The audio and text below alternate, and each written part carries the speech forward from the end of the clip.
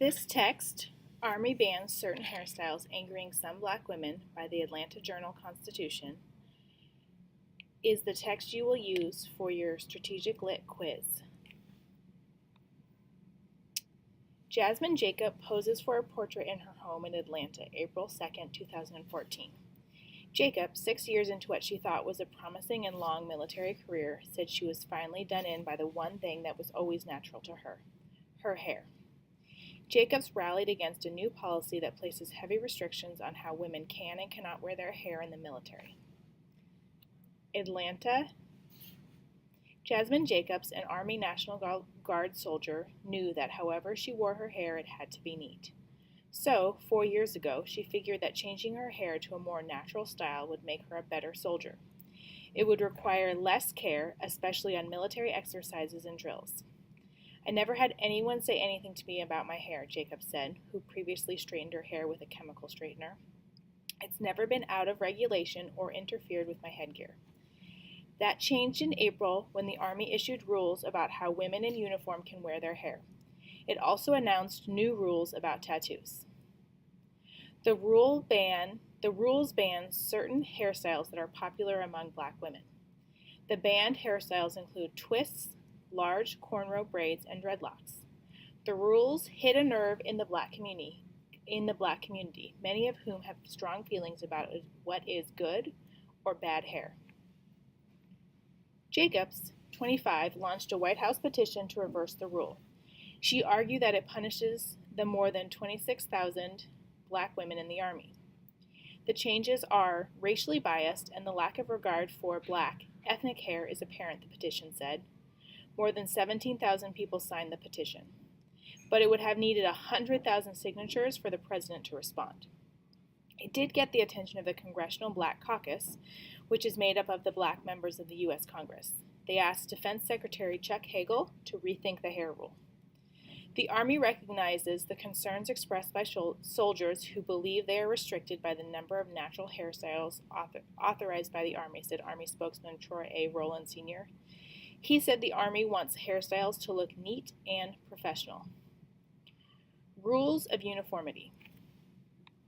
The new rules come at a time that the Army is trying to reduce the number of soldiers from 520,000 to 440,000.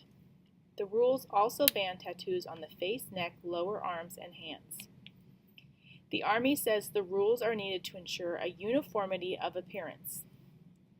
Also, hair can't get in the way of soldiers' headgear. The rule bans extreme, eccentric, or unconventional or faddish styles. Not all the banned hairstyles are those worn by black women. That judgment has reopened centuries-old wounds. They come from arguments over how black women wear their hair and why they wear it that way. I think I said what everyone else was thinking. I don't have options of what to do with my hair, said Jacobs. She sees the new rules as hurtful and insulting. But to be quiet would have been the greatest insult. Tarshia Stanley is the chairwoman of Spelman College's English department and an expert on the black female image. She said that black girls are pressured to make their hair look like white women's hair. We have been told for so long and from so many sources that our hair is not good enough and that it must be straight and long, Stanley said. The relationship between women and their hair has always been deep. But with black women, it has always been a very complicated relationship. Nevertheless, Stanley does not call the Army's police policy racist. I think it has more to do with cultural blindness, Stanley said. She adds that when she started growing her dreadlocks in 1996, she got criticized mostly by blacks. Stanley said she would have thought the Army would not want to get involved in the debate over black women's hair. To tell black women that their hair isn't good enough is hurtful, she said. Hair extensions and wigs okay.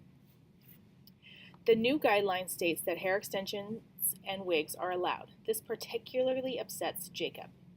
Having to chemically alter my hair or getting a damaging weave doesn't make sense, she said. In a weave, fake hair is woven into a person's real hair.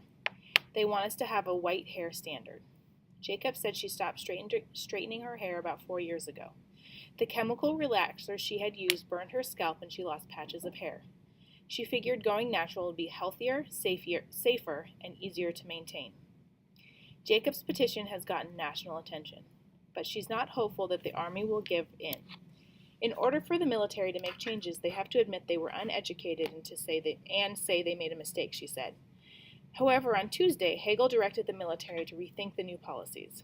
I want to assure you that, while none of the Army's revised grooming and appearance policies were designed or intended to discriminate, Hagel wrote to the Black Caucus, I take your